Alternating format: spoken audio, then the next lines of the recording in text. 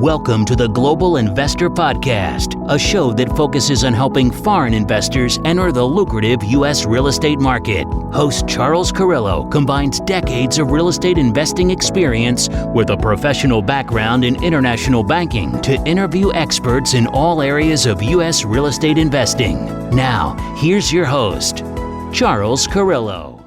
Welcome to another episode of the Global Investors Podcast. I'm your host, Charles Carillo. Today we have Zachary Beach. Zach's company buys and sells about 10 to 15 homes per month with little to no money down, while also coaching students to follow his plan of owner financing and lease purchases. So thanks so much for being on the show, Zach. Hey, Charles, I'm excited to be here. I'm ready to dive in, get some nitty gritty going on and go from there.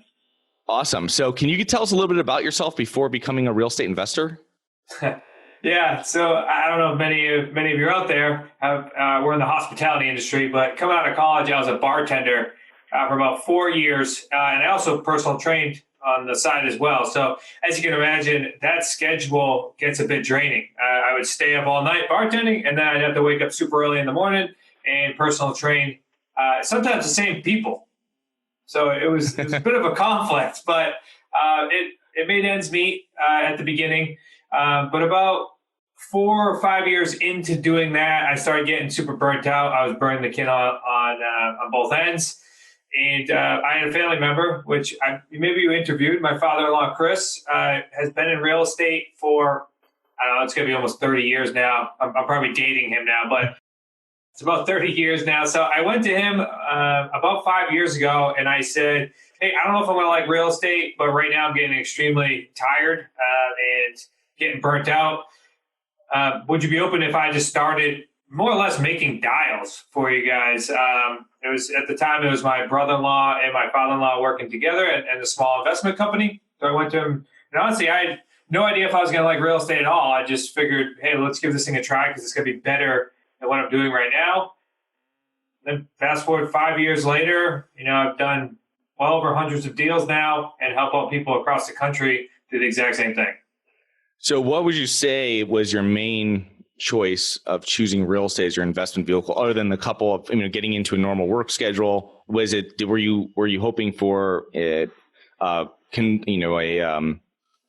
regular income, right? A stable income, or was it something where you're looking for something that was going to give you more freedom?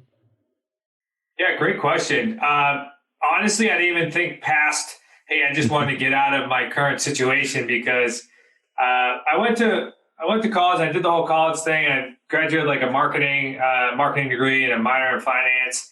And I didn't know what the heck I was going to do when I left college. And I'm definitely one of those people that are like unemployable. I'm definitely an entrepreneur at heart. So I just knew I wasn't going to join the corporate world. So that's why I went into bartending. And then when real estate just happened to be something that I was always around, because I actually started dating my wife when I was 12 years old. So I knew that her family was always in real estate. I always happened to be around it. I never partook in it, but I just figured, hey, this is going to be better than what I'm doing right now. So no real other aspect other than, hey, it's going to be better than what I'm doing right now. Yeah. Awesome. So we usually talk about a lot of buy and hold and commercial real estate here. I wanted to kind of figure out if you could break up exactly what your company does in regards to focusing on this unique investing strategy that you have. Yeah, so we primarily focus on buying and selling on terms, and that gets passed around a lot, and maybe you're sitting in the audience and you're not super familiar with it, but it means that we're not using our own cash, we're not using our own credit, we're not going to investors to ask for money, and we're not signing personally on bank loans. So the way we do our deals is basically through a contract. And the major areas that we focus on, the techniques that we use are buying owner financing, so having the seller hold the note.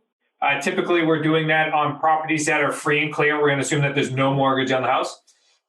We also buy on lease options, or we call them lease purchases. And that is if there is a mortgage on the property. A lease purchase is nothing more than a delayed cash sale. We're going to take over control of a property. We're going to agree upon a price up front. We'll take over any and all responsibilities, and then we'll have an end date in the future in which that seller is going to be cashed out. And then last technique is buying property subject to the existing loan. This is going to assume that there's a mortgage on a house. Typically, we buy this way if a seller has little equity in the property or is in arrears, or if they sell, they're going to have to come out of pocket.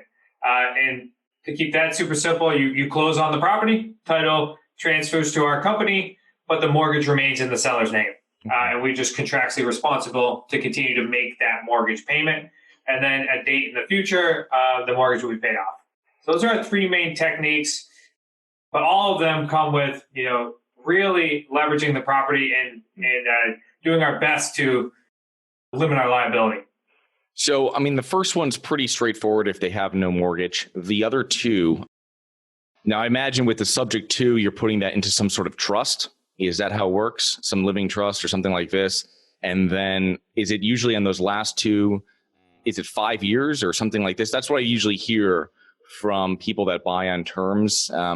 Is that usually how you guys do it? Within 5 years, the mortgage will be paid off, we'll refinance it or sell it, something like this? Yeah, good question. The one thing I do want to say about our owner financing deals is, so we do a lot of deals that are owner financing about 5 years, or we even have plenty that are 10, 20, 30 years as well. But the 5 years to 10 years, we actually get 0% interest loans on these properties. So we're paying principal only payments. So this is obviously huge when it comes to leveraging yourself and also creating wealth on the back end. So with that being said, with the principal only payments, our typical rule of thumb is if we're buying a single family home and it happens to be over, I think it's $299 in a principal only payment of at least $1,000 and a term of at least 4 years, then you have a 6-figure deal. Wow. So it's protect. So I'm sure we'll dive into this later on, with the current state of the economy, but talk about protection and leveraging yourself against the economy. Especially the longer terms, the better, but also the principal pay down. The amount that's going to be due on a loan in 5 years is significantly less than what you're paying for it right now. So allows us to tap into markets and work with sellers that are struggling to sell on the market right now. Yeah. And if you want to dive into a lease purchase, and we tend to work with a lot of sellers on the aspect of they're looking to get the most money for their property, or let's just say they're not able to sell it traditionally because of various things, and they expire, and now they're looking for alternative options. Those types of sellers and those types of deals can be super profitable. To answer your question, though, most of our deals are going to at least be around 5 years. Originally, just because we're always constantly innovating and improving, originally our deals averages are about 36 months. And now we're continuously working on longer terms, especially with the unknowns of the market right now. The longer the term, the more protection you have, and also the better the deal. Yeah. No, that makes perfect sense. It's very interesting to have the principal only. That's not something I hear often. Usually when we're structuring owner financing on multifamily deals, we will sell to the seller the interest only. And then obviously we're pushing that out now for offers we're putting on smaller multifamily stuff that we work on the side. It used to be 3 years and now it's 5, 7, trying to push that down the road as far as possible because no one really knows what's going to happen. You're trying to minimize your debt payment there. But that's you can't get much better than that with the principal only or not even paying for the debt, which is awesome. That's a great strategy. Well, the strategy behind it too is, all right, Mr. Seller, you want your price. Well, I'll pay you principal only payments on that price. And we know that we could pay market value or even slightly above on a premium because we're going to make up the difference in the next 6 months to a year. And then we're back to below market value within 12 to 18 months. So it allows you to get the seller to his dollar figure as long as your other terms, such as principal only payments and longer terms, as far as when the balloon payments due, as long as those match up, then you can get a seller to their number, which most other people or most other investors out there in our playing field in single family homes aren't able to offer that or choosing not to offer that. Yeah, it's great. The most successful people I interview don't just work in a box. So we'll do the same thing as we're going to say, hey, this is if we're going to a bank, This is if you sell or finance it. This is, option C. And they can pick on what they want. Do I want the money now? Do I not want the money now? Am I trying to get a higher price? The other person that called me, some wholesaler, he wants to give me 65% of what my house is worth. You know what I mean? So it's awesome that you guys are able to offer all these different options. Now, how do you guys find your deals and maintain your deal flow? Because you must have quite the deal flow if you're doing 10, 15 deals a month. Yeah. We actually shop in the same spaces that most others do, which is kind of funny. And most people ask us and think that like there's this mysterious door that we go behind or this like market that we tap in that nobody knows about. And the funny thing is we just have different options and we look at deals differently than the average investor or even the average realtor, because we buy properties that are for sale by owner. We buy properties that are for rent by owner. Our biggest pool is probably expired listings. That's usually about 60 to 70% of our deals. And we found that tends to be the best pool because somebody's been through the traditional market. For some reason, it has not sold, and now they're looking for alternative options. So it's more of a mindset, and the traditional market did not solve their problem, whether it's good or bad. As I was talking about owner financing, most people that we end up buying owner financing, their problem is not a financial problem, it's a real estate problem. I have this real estate asset, I want a specific price for it. It's not like I'm drowning. It's not like I need somebody to come over and take over payments because it's free and clear. It's not that I need the money or I would have refied it. I need an alternative option so that way I can feel comfortable with the price and sell the asset. So what we're just doing is we're just solving problems or providing solutions to people that couldn't either find solutions traditionally or are looking for alternative solutions because they're not happy with the ones that were originally presented to them. Yeah, no, for sure. That's it's especially if they've been on the market, that's perfect. They can be even better because it's 3 to 6 months that it's been sitting on the market for a property they want to sell, that they've been paying all the expenses, all the debt, all the interest, whatever it is on that property, and just hoping it sells and then having to pay 6% commission plus all the other state fees, county, city fees. So that's an awesome strategy. Now, how do you minimize your downside when you're investing in this style? Yeah, we've covered a couple things, but to bring it full circle, minimizing risk. Certainly, our contracts when we buy property, we're not signing personally; they're being signed with the LLC. Whether it's owner financing or whether it's a lease purchase or buying it subject to the existing loan.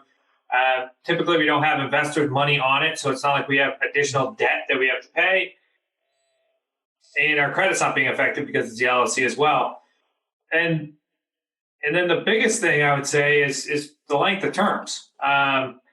The term as far as if you can extend these deals just like you're doing 5, 10 plus years down the road, I mean, it minimizes the default of the third party, which is how we get paid. And we can go into our 3 paydays in a minute, how we can create 3 paydays on one deal. But the longer the term, then even if a buyer defaults, I mean, you still have so much time in order to cash somebody out. So it significantly minimizes that risk. But also a majority of our deals have less than $500 as a down payment in them. We barely put money down on these types of deals. There's been a handful of deals, and we've done hundreds of them, where we actually put down a good deposit. And the only one that I can think of right off the top of my head is we bought a property that was worth $940,000. We actually have it on the market for over $1 million right now. And we put $10,000 down on the property and we paid the closing costs. And that one actually we structured principal-only payments as well with the owner. So that would be the largest deposit. And what we actually did is we rolled in profits from another deal because we had another deal cashing out and we rolled it into this deal. So as you grow out your business, then you can certainly move around funds in order to create better deals. Yeah, even with you putting down 10,000 on that, that's almost like, we're around 1%, which is unheard of for buying property like that. So as you can see, I mean, if the contract states that you're limited to your liability of your deposit, most of these deals, we don't have much skin in the game. Although, I mean, I do want to put this on the other side because I'm sitting with my investor hat on, but from a family business owner standpoint, I mean, morally and ethically, we have the intention to cash out every single one of these properties, and we do our best It's very rare if these properties do not cash out because of the processes that we set up in place in order to make sure that our third party that we end up selling it to is going to be definitely qualified in order to get a loan in the future. And that way we're maintaining the property or controlling the property and being very systematic throughout this process. So morally and ethically, always work towards cashing out. But as far as from an investment standpoint, we don't have a liability in these deals. Yeah. Of course, you want to follow through with what your intention was from the beginning. So let's talk about the 3 paydays, and I wanted to kind of see what the business plan is. So you found the property, you have it, you have a motivated seller. How do you get paid, and what are you doing with that property? Yeah, great question. So let's just take one of the techniques. I feel like you guys are most familiar with, like owner financing. So let's say we buy a property in owner financing. So we're agreeing upon a price with the seller. We're closing on it. We're agreeing upon making a monthly payment to the seller. And then we contractually are responsible with taxes, insurance, and everything. And then we have a balloon date in the future on which we need to pay them off. So we've created that contract with the seller. We now own the property. We're now going to go sell the property to what we call a tenant buyer. So somebody who's just outside of financeability. And I don't just mean like anybody. I mean like somebody that's just outside of financeability that has the buyer mentality, but just cannot qualify for a loan today. So you're talking about people that are self-employed. You're talking about somebody who had a legitimate hiccup in their credit, somebody that's relocated and now has a new job. Like there's so many different people there, especially in today's market. People that could qualify for a loan 3 months ago can no longer qualify for a loan, and especially on jumbo loans and all those loans that are outside of the norm. So what we do is we then work with those buyers. Those buyers then come in with a non-refundable deposit, which counts towards the purchase price. So we raise the purchase price as a premium because our buyers are willing to pay a premium because they're getting an option on the property. They then come in with a non-refundable deposit. It's going to range typically between 5 and 10% down. And then what we'll do is over the course of the period of time, we'll continue to have their deposit be built up. That way in the future, when they go get their own loan, they can show how much money they put down, which we want to make sure that they're set up to succeed. Then we're going to be collecting a monthly rent payment from them, which is going to be above what we have for expenses. So you get payday number 1 is your non-refundable deposit. Your payday number 2 is the cash flow that you accumulate monthly. Mm-hmm. And then payday number 3 is on the back end when the buyer goes and cashes out the property. You have been accumulate all the principal pay down. So what you have for debt on the house towards the end is going to be much less than what you started with. So you get a big back end profit, plus you've raised the price on the house. So if there's any additional premium, that would be your payday number 3. If you look at our deals across the board, they range anywhere from, this is a pretty decent range because we're in 80 plus markets right now. They range from say $50,000 on the low end as far as our deals on all 3 paydays up to $250,000 on the high end. Average tends to sit somewhere between like $78,000 and $80,000 now on all 3 paydays. Wow. You're not a landlord either. That's the beauty of the whole thing too, is you have a buyer going in that's treated as if they're a buyer. They don't call you in the middle of the night for anything that goes wrong with the property because they're 100% contractually responsible for the property. They continue to make payments. So when we're talking about controlling a house through that process, we're literally collecting payments and just making sure all the debt on the house is paid on time in order to support our seller side. Yeah, because you're not having a typical renter go in there. So it's actually someone that wants to buy the property, someone that they're already making it their home by the time they move in as a renter. So that's awesome. And these strategies, I think, work even better in markets like this that might be uncertain or might be, slight pullbacks. So what happens in this creative financing that you're working with? How has COVID affected your real estate strategy for you and your students? Yeah, our business has actually had a upward trajectory right now. It's been pretty insane. We've been busier than ever, and we built this model not only to be successful during good times, but this model we inherited and created processes around it because back in 2008, my father-in-law got hit huge on the crash. Yeah. He had everything personally signed. So we said, all right, well, if we're going to create a model and build a nice business out of this, then how do we protect that aspect? And the unknown, or the great thing that popped up out of it, was that once COVID hit, it actually dramatically increased our business because we were set up to succeed, because banks tightened up. So now buyers weren't able to go buy properties, which then had the sellers are no longer able to sell. So those who would typically go through the normal traditional process of putting the property on the house of the realtor, going 3 to 6 months, are now looking at our options ahead of time, because they know right now with the uncertainty of the market, they're looking for solutions. So our business is skyrocketed, and our community did 30 plus transactions over the last couple months, meaning each month 25 to 30 transactions or 25 to 30 deals over the last 90 days. So as soon as COVID happened, this actually skyrocketed and tripled the business. So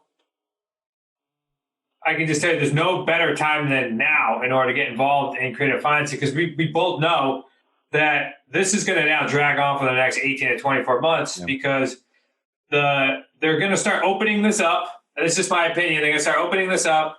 You do have some bank loan or government-backed loans that are allowing arrears, which are basically say if buyers the homeowners in the house, they can't make these payments over the last 90 days. Government-backed loans are allowing them to be moved to the back of their loan, but we have not heard that non-government-backed loans are going to be allowing them to move that. So now you have a large amount of homeowners that are going to be hit with a large lump sum from banks, which we both know, like, people aren't going to get jobs back like that. Things aren't going to change as quickly as I think the government wants us to. So now you have this huge pool of sellers that are going to need a lot of help.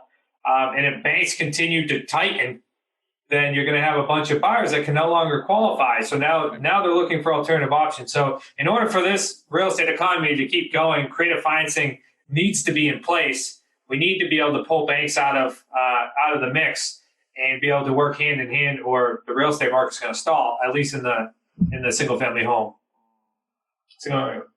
realm. That's my opinion. I mean, we'll see in the next 90 days, really. But no, I think you're right on there with what you're saying. For sure that we're seeing, I mean, it's even in the multifamily. So if you're going in for these loans that are under $1 million, so they're going to be your regular local commercial banks, credit unions, they want 10% more down. They want more reserves on larger deals that we're doing with agency, Fannie, Freddie Mac. They want more reserves. So if you're pre-approved for a mortgage in February, right? I mean, March, April, your world was turned upside down on you. You know what I mean? So a regular buyer still wants to buy a house. They might work through more creative strategy, pay a little bit of a premium to actually, move that along than waiting, which it will probably be. I mean, like you said, 12, 18, 24 months from when this all started is that we're actually going to see this thing come back, I think, to normal. And I think banks will tighten up, and maybe they'll loosen a little bit here or there, but it's not going to be like it was in January for years. You know what I mean? So. Oh, yeah, absolutely. I mean, time will tell, but as we know, government banks, they move a lot slower than we'd like them to. Plus, I think we're just kind of all looking through like the rose-colored glasses right now, because we have no idea what's going to happen. I hope it goes back to normal. Yeah. I mean, we were still doing plenty of deals when it was normal, and I could act like a normal human. But right now, I mean, we're doing as best we can in this economy to help out as many people as possible. Sometimes I just don't have enough time in the day to help out as many people as we'd like. Yeah, for sure. So with how you guys have it going, I like to go into the kind of different systems. Can you kind of explain what kind of systems you guys have in place, what software your team utilizes to do all these deals through the whole process, to manage, find, et cetera? Yeah. So it's taken us about 5 or 6 years to develop our system to the T right now. And people have the ability to buy it. We call it our QLS home study course. But it's really not a home study course. It's our Quantum Leap system, and it's constantly updated.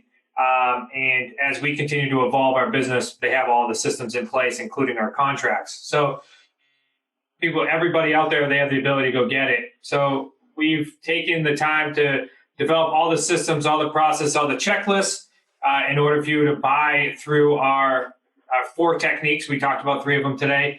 And then as far as software goes, we're a big fan of FreedomSoft. We've been using that now, which is really an all-inclusive interactive system where you can do you can have DocuSign or something similar to it. They can do electronic signatures. You can do contracts through it.